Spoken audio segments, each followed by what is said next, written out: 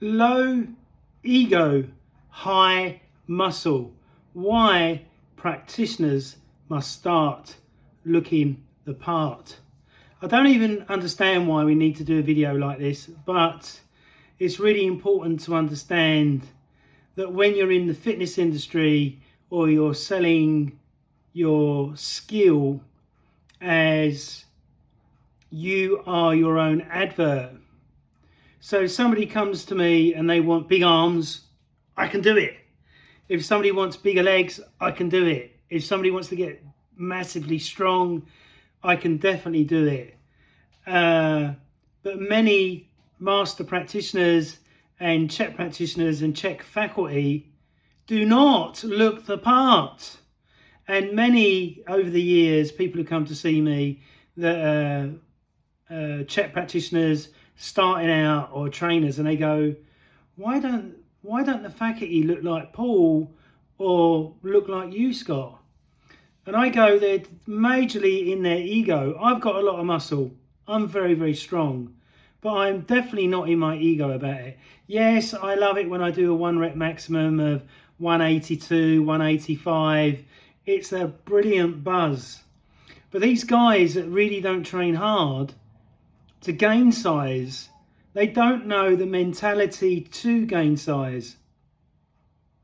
And it's really important. Gaining size takes a special type of person. I see many people in the gym now that don't even break into a sweat. They spend more time on their fucking phone than what they do training hard. And I think that's what's happened to CHEK faculty gimps that just don't train hard enough. And they don't even put videos out there. Now, as a master practitioner, whatever you're doing, if it's in the fitness industry, you've got to be putting out content where you look the part. If somebody meets me for the first time, I walk down, I've got a tight t-shirt on, they're like, wow, this guy's huge for 55 years old. So I've already sold them right at the beginning. And this is why the video, the master practitioners with low muscle and super egos are looking really bad. And that's why you need to gain some muscle. Lee Brandon, Gavin Jenkins, put on some size. Or you just don't know how to put on the size.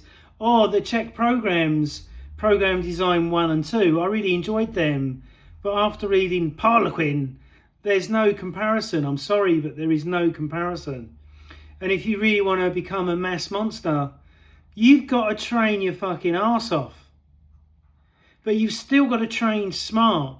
And this is why I like Dorian Yates, because he was training for Mr. Olympia. Yeah, he was on drugs, but to get to Mr. Olympia and to get that fame, he trained 4 days a week, 1 hour. 1 hour, 4 days a week. Exactly what I do. But I walk everywhere. I do flow training. I do boxing bag work. I do some little bit of jiu-jitsu with my friend. So I'm always keeping fresh. Even though I'm 55, I'm not letting the 55 attitude slow me down. I've got the attitude of, like, what's his name? Lenny McLean said in one of his videos before he died, and in Lockstock, and the intro for Lock Stock, he said, what do you got to do? You got to stay strong and fast all of your life. And you mustn't let your strength go. And this is what I loved about Harlequin, is that he said that you never let your intensity drop off. So if my deadlift is 180 and I do 140, I know that I'm getting weaker. So I've got to keep it up to 180 and make sure that I'm keeping it there.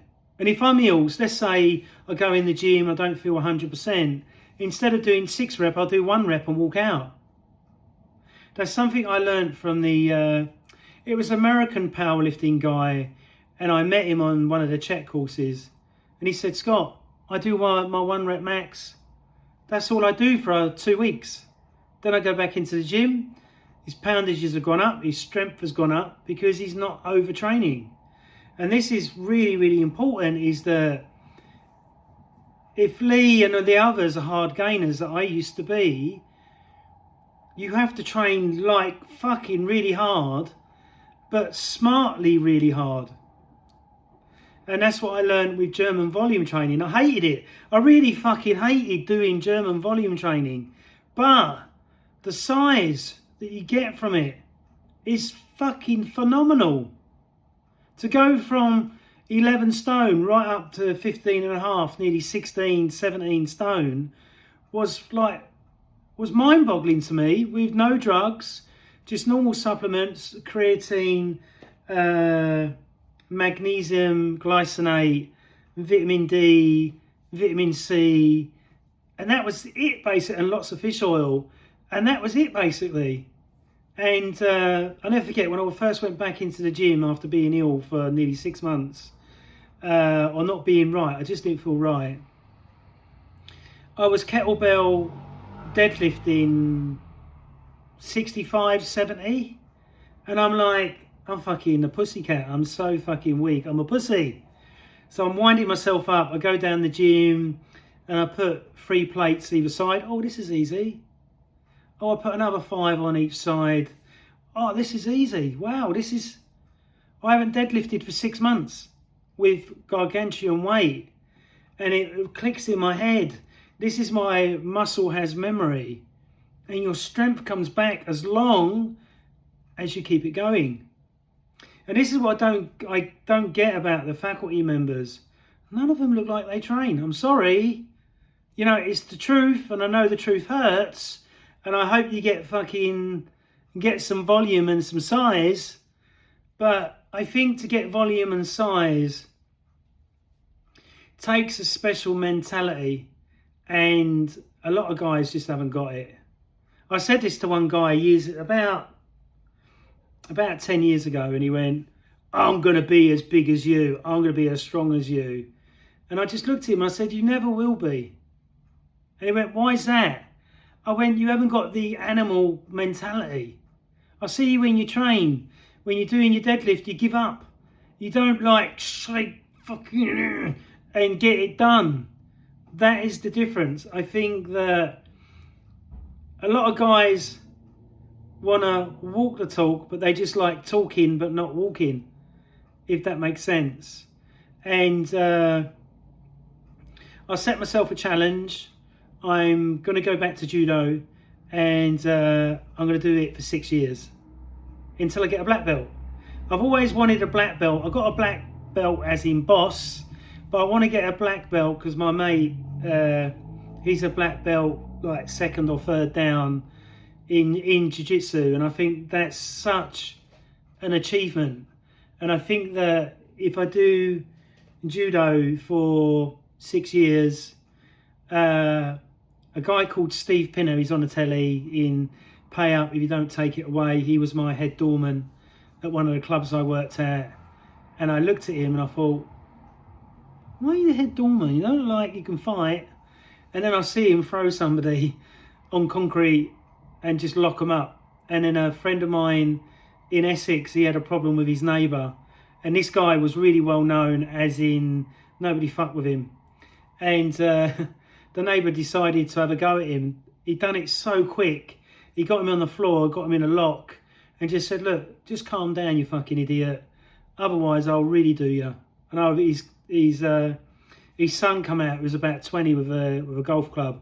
I just snatched the golf club up, poof, and I got instant respect from my mate who's a black belt in like judo. So I've always wanted to get to that, and when I did Aikido, I really enjoyed that. But I realised when I was a nightclub bouncer for 16 years, some of the techniques are really good, but some are really shit. If you're trying to get somebody out of a club and they're really raring up, and you're trying to get them out and they're sweaty from there, they've been dancing in the club, especially some of the clubs I worked at, the only thing you could do is get them in a near naked choke, something similar to that, and drag them out backwards like that with yourself, and then get the other guys to get them as well, or a goose lock. Goose lock always works as well. But you got to be careful with the goose lock, because the goose lock is like that, and you're pushing down and the elbows into you, so somebody's behind me. Then you're walking them out and putting pressure on the goose lock, but this hand is free, so you've got to watch that as well. But really, really important that all trainers should look the part. And the Charles Parlin guys, as in Up Fitness, I've seen a few of them walking around central London. You know they train. You can see it. And that really impressed me with Nick Mitchell. And I've got Nick Mitchell's book here. And I believe that he was Charles Parlin's friend. I think he was quite close to Charles. But I think that he's got high discipline, that his guys have to look like they train. They've got to be walking their talk. And unfortunately, in the fitness industry, there's lots of guys, but none of that. Or none of that. They just don't know how to train properly. And they're just, because a client, I think what it is because I'd say 95% of the clients that want a trainer either can't push themselves, or they just don't know how to train. And some trainers will say so much bullshit. But I'm just the real deal. I don't give my clients bullshit. My surgeon that's been working with me for 25 years, he weighs about, what is he? About 12 stone. I got in deadlifting 165 kilo. He thought he could never do it. Then I had another client, he was, I think it was about 13.5 stone. And he wanted to do some chest pressing with 45 kilos.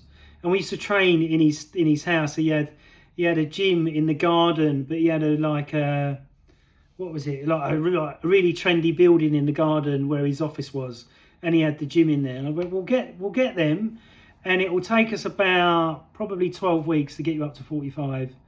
And I got him floor pressing from the floor, 45 kilo for 6 reps, and he just absolutely loved it.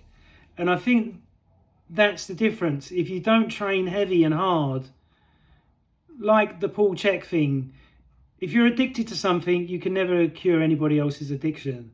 But if you're strong and you know how to get strong, then you can give that to that client. And these guys that look wimpy, like Lee Brandon, don't look like they've lifted a Smartie, the Gimp. It's so important if you're a client and you're looking for a trainer. Yes, qualification is really important as well, but are they walking their talk? Do they have a body that looks like they train hard and regular? And have they been doing it for years? A lot of guys come into the industry and go, oh, I want to become a personal trainer because I'm going to charge that £400 or that £800, which is a complete fucking lie by the CHEK Institute. But they don't even look like they fucking train. So how are they going to be the advert when they walk down the street? So I had a guy come up to me the other day. I was in their local health food shop buying some supplements. Comes up to me. Fucking hell, you're fucking huge. I went, okay, my name's Scott. And he went, I want to book you. I want you to train me. I went, well, I'm really expensive. He went, I don't care what the money is. Just, you look the part. Okay, I said, well, 20 grand. Okay, no problem. Do you see what I mean? When you look the part, you don't have to advertise as much. And people just feel your presence and your aura when you're around. So this is why master trainers or practitioners need to step up their game. 100%. Now, if a trainer's fat and out of shape and overweight, I knew a trainer and he was in terrible shape, but he wasn't well. And then he got well and then he was in great shape again. So you can't always judge somebody like that. So say if somebody's got a chronic bad back and they can't lift heavy because of that reason, then I give them, compassion and understanding. But the ones that are talking absolute bullshit, you can. I remember I was on a sports massage course, right? And there was this big beefhead there, And he was telling me that he was getting his clients on steroids. I wanted to fucking nut him. I went, what the fuck are you talking about? You shouldn't be doing anything like that. If something goes wrong, you're going to get sued, you idiot. Oh no, my clients are cool with it. You know, they're all getting stronger, they're all getting leaner and putting on some size. And I went, mate, I can't talk to you. And I just fucking walked off because it just made me so angry. So you've always got to think about everything as a consequence. And that's why I don't go anywhere near any of that. And when I'm doing my shaman healing with my clients, I give them a glass of water, I'll make them a nice cup of tea, I might give them a bit of fruit at the end, but I don't go into that world of plant medicine and all that. Because I know if you make a mistake and it goes wrong, that's your career over. And the same with training.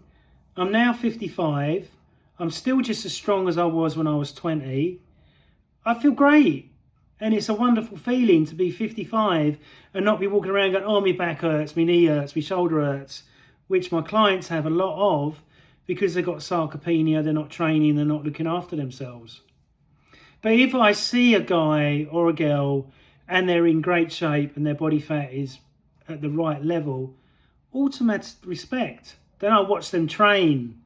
And if they train like an idiot, but they've still got some size, I'm like, well, they must be doing something right.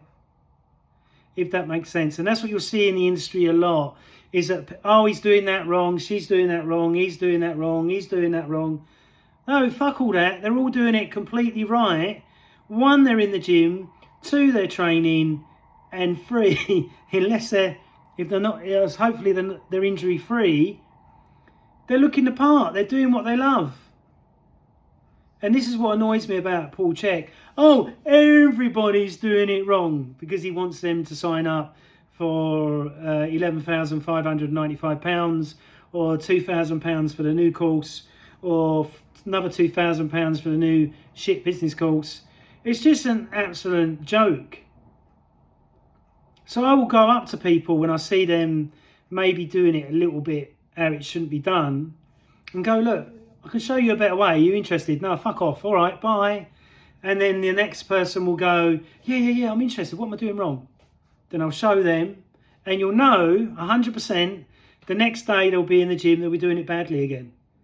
Because their brain hasn't switched on to how to do it correctly yet, because it only takes 300 repetitions to put a bad repetition into the brain, but to undo it takes 3,000 to 5,000. 3,000 to 5,000. That's why if a client says to me, I want to see you once a week, once a month or whatever. No, because it ain't going to fucking work. And I ain't just going to take your money and be a prostitute with me bum in the air, if that makes sense. And that's why I always say to my clients, I want to see you a minimum of twice a week. Anything less than that, fuck off. You're wasting my time and you're wasting your money. Because I'm just being brutally honest, and I think that people like that more, being honest, than bullshitting people just to get their money. And I'm never about that. I want to get the result. I want them to become independent of me. If that takes 6 months, or if that takes a year, or if it takes 3 months because they get such a result from me, then fantastic, I've done my job. I'm not a Paul CHEK that wants a client for 30 years or 11 years just rinsing them for money. I'm not about that. I'm about getting phenomenal results, getting that client feeling great again, or out of pain, or faster for their boxing, or hitting the ball further.